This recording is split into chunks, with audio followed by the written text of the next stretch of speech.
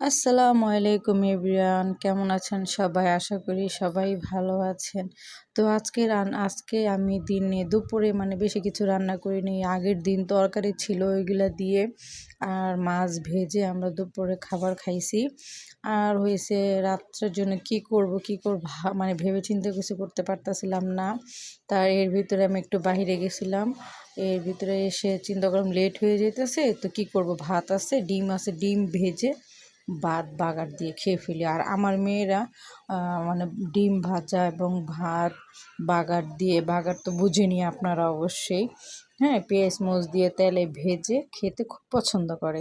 তাও শর্টকাটের অনেক রাত হয়ে গেছে, এর জন্য কি করব, এই ডিম ভাইজা আর ভাত বাগার দিয়ে এগুলোই খাবো আজকে। তো ডিমটা উল্টাইতে যাই, আমার ডিমটা ভেঙে গেছে, হ্যাঁ।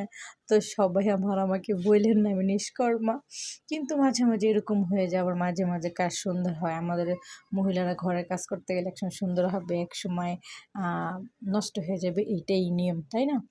তো কারা কারা আছেন যারা যারা নাকি এই ভাত বাগার বা ডিম ভাজা খেতে পছন্দ করেন আমার মতো?